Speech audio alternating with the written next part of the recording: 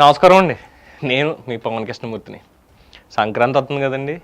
మా సంక్రాంతి అంటే కోనసీమ, తూర్పుగోదావరి జిల్లా, పశ్చిమ గోదావరి జిల్లా, గోదావరి జిల్లాలు అంటేనే సంక్రాంతి అనేది మీ అందరికీ తెలిసిందే. ఏదో ఈ సంక్రాంతికి మా ఊరు గురించి, మరి మా పండగల గురించి, అందులోని ఇందాకనే ప్రధాని నరేంద్ర మోడీ గారు శుభాకాంక్షలు పంపించారు. ఒకసారి దాన్ని చదివినిపించేసి అప్పుడు మాట్లాడుకుందామండి. The prime minister office message.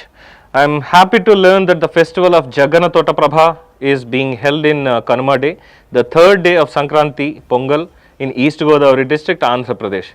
Jaganna Tota Prabha, the Tall Totems festival, is a celebration of the rich traditions and heritage dating back to the 17th century. It is observed in the Konasima area with gaiety and fervor.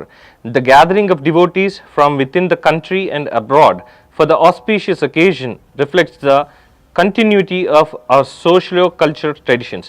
May the blessings of Ekadasha Rudras, 11 forms of Lord Shiva, confer peace and happiness upon mankind. Regards, Narendra Modi, the Prime Minister of India. ఈ సందర్భంగా ప్రధానమంత్రి నరేంద్ర మోడీ గారికి గోదావరి జిల్లాలందరి తరఫున, తెలుగు వాళ్ళందరి తరఫున సంక్రాంతి శుభాకాంక్షలు తెలియజేస్తా, మా జగన్న తోట పండుగ గురించి, మా జగన్న తోట ప్రబల తీర్థం గురించి ఇంత చక్కగా చెప్పారు కాబట్టి మరోసారి నమస్కారాలు తెలియజేసుకుంటున్నామండి. ఏంటి జగన్న తోట ప్రబల తీర్థం? మరి ఇది అంటే నా చిన్నప్పుడు ఇంకా నాకు బాగా గుర్తే. దాదాపు ఇది రాష్ట్ర పండుగగా జరపాలి అని చెప్పి రాష్ట్ర ప్రభుత్వానికి ఆల్రెడీ ఒక రిక్వెస్ట్ కూడా పెట్టడం జరిగిందండి. ఎందుకంటే 170 గ్రామాల్లో ప్రతి గుడి దగ్గర కూడా ఊళ్ళో ఉన్నటువంటి పిల్ల జల్ల అందరూ కూడా సైజులకు తగ్గట్టు అనేది లేకుండా పెద్దదైతే పెద్దది, చిన్నదైతే చిన్నది, ఎలాగోలాగా చక్కగా ప్రభల్ని మేము కట్టుకుని గుళ్ళిమండు పెట్టి అక్కడి నుంచి పక్కనే ఉన్న ఒక పెద్ద గుడి దగ్గరికి అందరం కలిసి వెళ్ళి కనుమ రోజు తీర్థం పెట్టుకుని చక్కగా మాట్లాడుకుంటామండి. అలాగే ఈ జగన్న తోట అనేది 17వ శతాబ్దం నుంచి కూడా ఏకాదశ రుద్రుల కలయిక అనేటువంటి దానికి సంబంధించి అక్కడ జరుగుతుందండి. జగన్న తోట మీద ప్రధాని మోడీ గారి సందేశం. తూర్పుగోదావరి జిల్లా కోనసీమలోని అంబాజీపేట మండలం మొసళ్లపల్లి శివారు జగన్న తోటలో కనుమ సందర్భంగా జరిగే ప్రబల తీర్థం భారతీయ సంస్కృతికి ప్రతీకని చెప్పారు. కాబట్టి ఈ ఉత్సవాన్ని ప్రజలు ఆనందోత్సాహాలతో జరుపుకోవాలని ఆకాంక్షించారు. కాబట్టి ఈ శివకేశవ యూత్ ప్రబల తీర్థం విశిష్ట మీద ప్రధానమంత్రి లేఖ రాయడం ఇవన్నీ కూడా మాకు చాలా అంటే చాలా ఆ సంతోషాన్ని ఎక్స్ప్రెస్ చేయడానికి మాటలు కూడా రావట్లేదండి. సో ఈ జగన్న తోట ప్రబల తీర్థం అంటే ఏంటి, ఎలాగా అనేది ఈ వీడియోలో పూర్తిగా ఇక్కడ చూద్దామండి.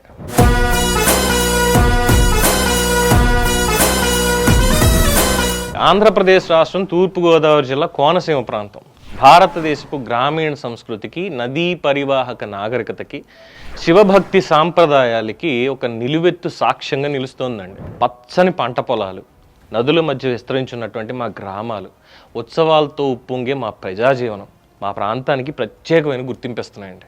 మా కోనసీమ గుండెల్లో అంబాజీపేట మొసళ్లపల్లి శివారులో ఉన్న మా జగన్న తోట కొన్ని శతాబ్దాలుగా ఈ అరుదైనటువంటి ఆధ్యాత్మిక సాంప్రదాయానికి ఒక కేంద్రంగా ఉందండి.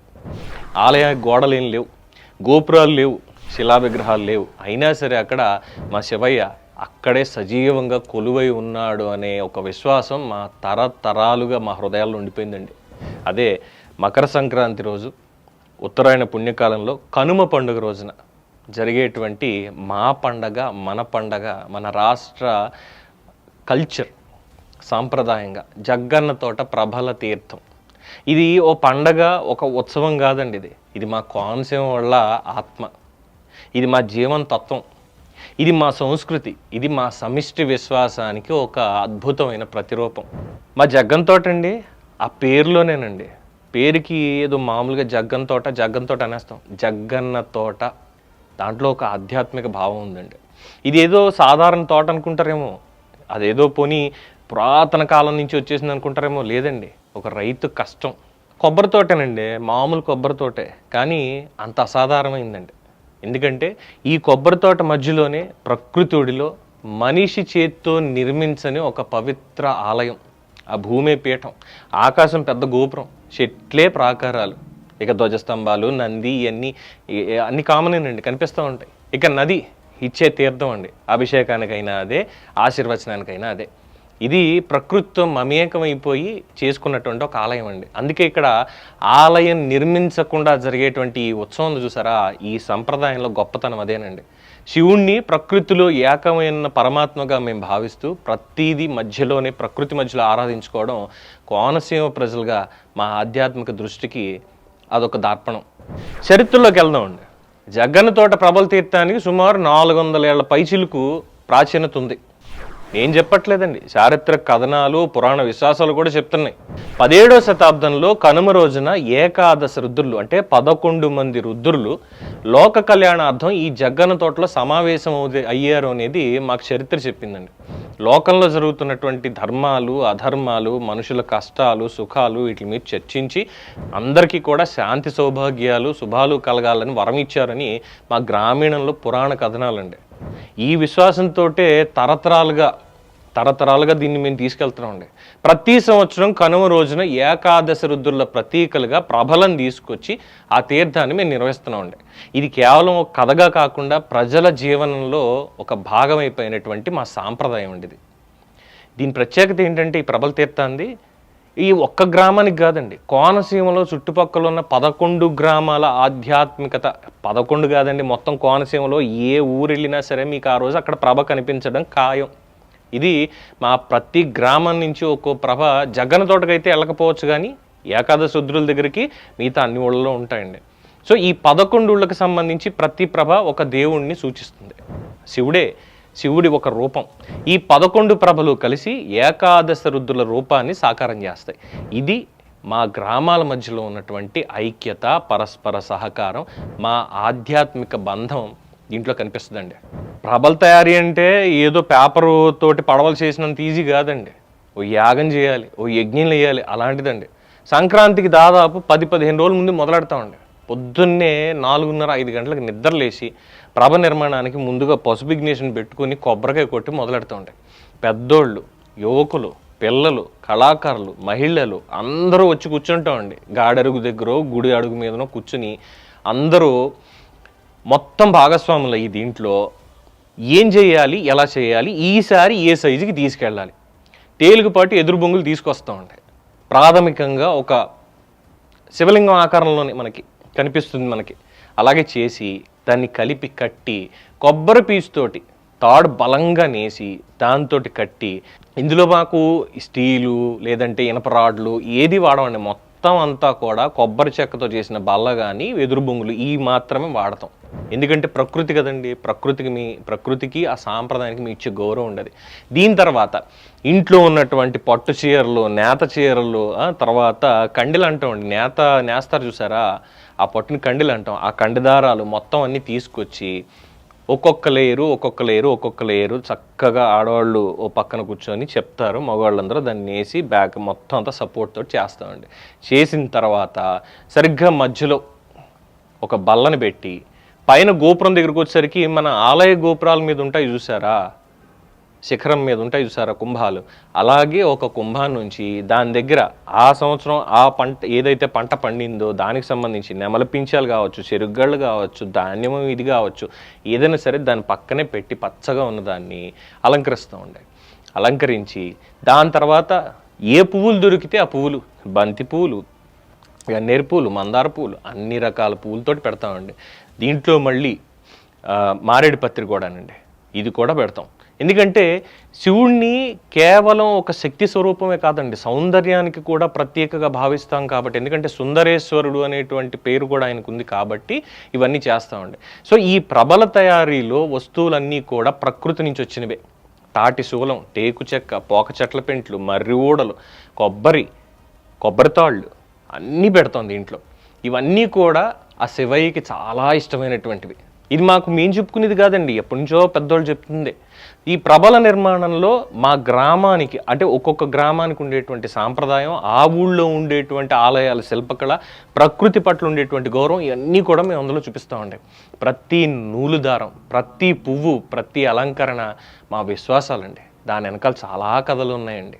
ప్రభల మీద ప్రతిష్ఠించే దేవతలు కూడా ఇవి కూడా ప్రత్యేకమండి. ముఖ్యంగా ఈ ఏకాదశి రుద్రులు అని చెప్పుకుంటున్నాను చూసారా, వీటి నుంచి గంగలకూరు అగ్రహారం నుంచి వీరేశ్వర స్వామి, అలాగే గంగలకూరు నుంచి చెన్నమల్లేశ్వర స్వామి, వ్యాఘ్రేశ్వర నుంచి వ్యాఘ్రేశ్వర స్వామి, ఇరుసుమండ నుంచి ఆనందరామేశ్వర స్వామి, వక్కలంక నుంచి కాశీ విశ్వేశ్వర స్వామి, పెదపూడి నుంచి మేనకేశ్వర స్వామి, ముక్కామల నుంచి రాఘవేశ్వర స్వామి, మొసళ్ళపల్లి నుంచి మధుమానంత భోగేశ్వర స్వామి, నేదునూరు నుంచి చెన్నమల్లేశ్వర స్వామి, పాలగుమి నుంచి చెన్నమల్లేశ్వర స్వామి, పుల్లెటుకూరు నుంచి అభినవ వ్యాఘ్రేశ్వర స్వామి.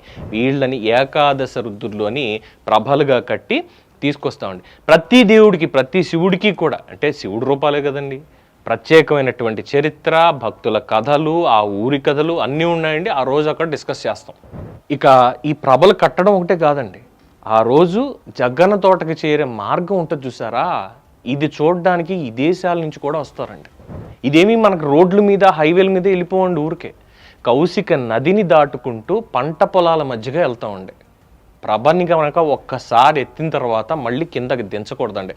ఇక్కడ మీకు కూడా చెప్పాలండి, ప్రభ ఎత్తుతాం కదా, మామూలుగా రోడ్డు మీద వస్తూ ఉంటాం, ఓ 20 మంది మోస్తూ ఉంటాం. కౌశిక నది దగ్గరికి వెళ్ళి అక్కడ దాటేటప్పుడు ఊరికే రోడ్డు మీద వెళ్ళిపోతా ఉంటే ఒప్పుకోరండి. పంట పొలాలు, ఏపుగా పెరిగిన పంట పొలాలు, వరి పొలాలండి, తొక్కుకుంటా వెళ్ళిపోండి, నాకు నష్టం వచ్చినా పర్లేదు, వెళ్ళకపోతే మాత్రం కుదరదు, రైతులు గొడవ పెట్టేస్తారు. అసలు మా పొలం నుంచి వెళ్ళాలంటే మా పొలం నుంచి వెళ్ళాలి అని చెప్పి గొడవలు పడిపోతారు, కర్రలిచ్చి కొట్టేసుకుంటారు, తెలుసా మీకు? కానీ ఇక్కడ అత్యంత సాహసంగా చేసేటువంటి ఒక పని ఉంటుందండి, అంటే దేవుడు శివుడు ఉన్నాడు అనే దానికి తార్కాణం అండి. ఇది మనకి జనవరి నెల, నదులు అన్నీ ఫుల్గా ఉంటాయి, మా కౌశిక కూడా ఫుల్గా ఉంటుందండి. మామూలు రోజుల్లో మీరు కౌశిక దాటాలి అంటే మీరు మామూలుగా ఎంత గజీతగాడైనా కనీసం 10, 15, 20 అడుగులు లోపలికి వెళ్ళిపోద్దండి ఈజీగా, మట్టి కొట్టుకుంటూ వెళ్ళిపోయి, ఇసుక కొట్టుకుంటూ వెళ్ళిపోయి ఇది. కానీ సంక్రాంతి టైంలో, ముఖ్యంగా ప్రభ వెళ్ళే టైంలో ఈ 20 మందికి ఇంకో 30 మంది యాడ్ అవుతాం. ప్రతి ఒక్కళ్ళు కూడా ప్రభ తడవడానికి వీల్లేదు, కనీసం కింద పెట్టేటువంటి ఆ పట్టి ఏదైతే ఉంటుందో బెంచ్లాగా మనకు 4 కాళ్ళు ఉంటాయి, ఒక్కదానికి కూడా చొక్క నీరు అంటుకోవడానికి వీల్లేదండి. ఈ 50 మంది భుజాల మీద వేసుకుని వెళ్తూ ఉంటే నేల కాళ్ళకు తగులుతూ ఉంటుంది. అంటే కౌశిక కూడా శివుడికి దారిస్తోంది, శివుడికి అక్కడ తడవకూడదన్న నియమం ఉంది కాబట్టి కింద పెట్టడానికి లేదు. భుజాలు నొప్పొస్తున్నాయి, కళ్ళు తిరుగుతున్నాయి, ఏదీ లేదు. ఎత్తిన ప్రభ మళ్ళీ జగ్గన్న తోటలో దింపే వరకు కూడా ఊపిరి సలపకుండా అలాగే తీసుకెళ్తామండి. మోసేదానికి మాకు ఇబ్బంది ఉండదు, శివుడు మమతో మోయించుకుంటున్నాడు, తీసుకెళ్ళిపోతామని మేము ఉంటాం. కానీ చుట్టూ చూసేవాళ్ళు ఉంటారు చూసారా, గుండె ఆగిపోద్ది ఒక్కసారి అందరికీ. పడిపోతుంది పడిపోతుంది పడిపోతుంది అంటే అరుపులు, గోల. ఇది చూడడానికి విదేశాల నుంచి వస్తారండి, ఈ పర్టికులర్ దాన్ని చూడడానికి విదేశాల నుంచి సైతం వస్తారు. మీడియా వచ్చిన తర్వాత అందరికీ ఇంకా ఈజీగా అయిపోయింది చూడడం, కానీ ఆ దగ్గరుండి చూసేది ఉంటుంది చూసారా, అది ఈసారి చూడండి వచ్చి. ఎందుకంటే 50 మంది దాటించేటప్పుడు మీరు అక్కడ దగ్గరుండి చూడాలి తప్పితే ఇంకోటి ఉండదండి. పోనీ మేము ఏమైనా శిక్షణ పొందుతాం అనుకుంటున్నారా? మేము శిక్షణ పొందేది ఉండదండి, మాకు అలవాటే. కొబ్బరికాయలు బస్తాలు మోసేటప్పుడు లేదంటే ఏదో ఒకటి దుంగలు మోసుకెళ్తాం కదా, అలాగే దేవుని కూడా మోసుకెళ్తున్నాం అనేటువంటిదే. సో నీళ్లలో దిగినా కూడా ప్రభ ఏ మాత్రం అక్కడ తడవనివ్వం. సో దీంట్లో మేము భక్తి, శారీరక శక్తి అన్నీ కలిపి పనిచేసి తీసుకెళ్తాం. చూసేవాళ్ళకి చూస్తేనే తెలుస్తుంది. ఇక జగ్గన్న తోటకి ప్రభలు చేరుకున్న తర్వాత అసలైన తీర్థం ప్రారంభమవుతుందండి. వేలాది మంది అని ఒకసారి అనుకునేవాళ్ళం, లక్షలాది మంది వస్తారు. లక్షలాది మంది భక్తులు వచ్చి హరహర మహాదేవ, శివ శివ శంకర అంటూ నినాదాలతో ప్రాంతం మొత్తాన్ని మారుమోగిస్తారు. ఎలాంటి ఆలయం ఉండదు, ఎలాంటి గంటలు ఉండవు, భక్తుల స్వరాలతోటే మొత్తం అంతా.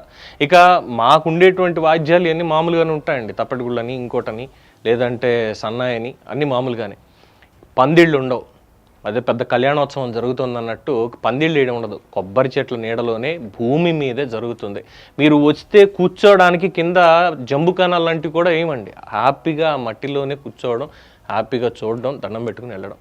ఎందుకంటే ఇది ప్రకృతిని, ఆధ్యాత్మికతని కలిపేటువంటి ఒక అద్భుతమైనటువంటి ఒక ఉదాహరణగా దీన్ని చెప్తాం కాబట్టి శివారాధన ప్రకృతితోనే జరుగుతుంది.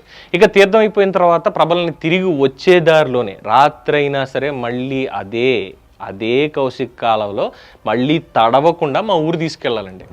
ఈ ఉత్సవాన్ని చూడడానికి ప్రతి సంవత్సరం వేలాది మందిగా వస్తారు. దేశ విదేశాల నుంచి, రాష్ట్ర నలుమూలల నుంచి భక్తులు వస్తూనే ఉంటారు ఎప్పటికప్పుడు. ఇది కేవలం ఏదో ఒక మతపరమైనటువంటి ఉత్సవం అనేటువంటిది కాదండి. ఇది ప్రతి గ్రామంలో ఉన్నటువంటి ఆ సంస్కృతిని, ఆ కళలని, ఆ సాంప్రదాయాలని సమ్మిళితంగా అందరికీ చూపించేటువంటి ప్రక్రియ. సో జగ్గన్న తోట ప్రబల తీర్థానికి జాతీయ స్థాయిలో గుర్తింపు రావడానికి ఇంకొక విశేషం ఏంటంటే 2023 సంవత్సరం జనవరి 26న ఢిల్లీలో జరిగినటువంటి రిపబ్లిక్ డే వేడుకల్లో ఆంధ్రప్రదేశ్ రాష్ట్రం తరఫున ప్రబల తీర్థం శకటం అనేది అక్కడ పాల్గొందండి. ఇది మన సంప్రదాయానికి ఇచ్చినటువంటి ఒక గొప్ప గౌరవం. ఇక ప్రధానమంత్రి నరేంద్ర మోడీ గారు కూడా ఎప్పటికప్పుడు లేఖ రాస్తూనే ఉంటారు, భారతీయ సంస్కృతికి ప్రతీకగా ఈ జగ్గన్న తోట ప్రబల తీర్థం ఉంటుంది అని చెప్పని. 17వ శతాబ్దం నుంచి ఉన్నటువంటి సాంప్రదాయం ఎంతో అరుదైంది అని చెప్పి కూడా ఆయన చెప్తూ ఉంటారు. సో మన గ్రామీణ భారతదేశంలో మన గ్రామీణ భారతదేశంలో సంస్కృతి సాంప్రదాయాలు ఇప్పటికీ కూడా సజీవంగా ఉన్నాయి అనడానికి ఇది కూడా ఒక నిదర్శనం అని చెప్పి ప్రతి ఒక్కళ్ళు కూడా చెప్తూనే ఉంటారండి. ఇక మీరు ఎలా రావాలంటారా? జగ్గన్న తోటకి ఈసారి మీరు ఫిక్స్ అయిపోతున్నారా రావడానికి? చాలా ఈజీ అండి. తూర్పుగోదావరి జిల్లా అంటే ఇప్పుడు జిల్లాల విభజన అయిన తర్వాత మాది డాక్టర్ బిఆర్ అంబేద్కర్ గారు కోనసీమ జిల్లా అని చేశారు కదండి. అమలాపురం, రావులపాలెం ఈ రెండింటి మధ్యలో ఉంటుందండి. సో మీకు అమలాపురం నుంచి, రాజమండ్రి నుంచి, రావులపాలెం నుంచి అన్ని చోట్ల నుంచి కూడా బస్సు జగ్గన్న తోటకి వెళ్ళడానికి ఈజీ ఉందండి. ఇక మీరు కార్లు వేసుకొస్తానంటారా? మీకు మ్యాప్ పెట్టుకుని వచ్చేయచ్చు. మీకు ఈజీగా రావులపాలెం దగ్గరికి వస్తే జగ్గన్న తోటకి ఎలా వెళ్ళాలనో మాట అడగండి చాలు, మిమ్మల్ని అక్కడికి తీసుకెళ్ళి వదిలిపెట్టేస్తారు. కాకపోతే జాగ్రత్తగా రండి. ఎందుకంటే ఇది ఒక ఉత్సవం మాత్రమే కాదండి, మన సాంప్రదాయం. కొన్ని శతాబ్దాలుగా కొనసాగుతున్నటువంటి ప్రజల విశ్వాసం. ఎందుకంటే ఇందాక చెప్పినట్టుగా ఆలయ గోడలు లేకుండా ప్రకృతిని మేము ఆలయంగా భావిస్తూ శివారాధన చేసేటువంటి ఒక అరుదైన సాంప్రదాయం. అంతరిక్షంలోకి ఎన్నో పంపిస్తున్నాం, మనం కూడా వెళ్ళిపోతున్నామండి. అయినా సరే ఈ మారుతున్న కాలంలో కూడా ఎంత ఆధునికత ఉన్నా, ఆర్టిఫిషియల్ ఇంటెలిజెన్స్ ముంచేస్తున్నా సరే మా ప్రబల తీర్థం దాని రూపాన్ని అది కాపాడుకోవడం కాదండి, మనం కాపాడుకుంటూ తీసుకెళ్ళిపోతామండి. కోనసీమలం కదండి, మా జీవన తత్వం అంతే. ఆధ్యాత్మిక దృష్టి, సమిష్టి సంస్కృతి అన్నింటికి మాకు ప్రత్యేక ఈ జగ్గన్న తోట ప్రబల తీర్థం అండి. ఇది ఎప్పటికీ ఆర్టిఫిషియల్ ఇంటెలిజెన్స్ వచ్చినా ఇంకోటి వచ్చినా ఇది ఎప్పటికీ సాంప్రదాయం శాశ్వతంగా నిలిచిపోద్దండి. మరి ఇంకెందుకు ఆలస్యం? టికెట్లు తొందరగా బుక్ చేసుకోండి, సెలవులు ఇట్టేసుకోండి. మొదటి 2 రోజులకి కోడి పందాలకి, గుండాట్లకి వచ్చినా రాకపోయినా ప్రబల తీర్థానికి మాత్రం మీరు అందరూ రావాలి, కోనసీమ వాళ్ళ ఆతిథ్యాన్ని చూడాలి, జగ్గన్న తోటలో ఏకాదశ రుద్రుల ఆశీర్వాదాలు పొందాలి.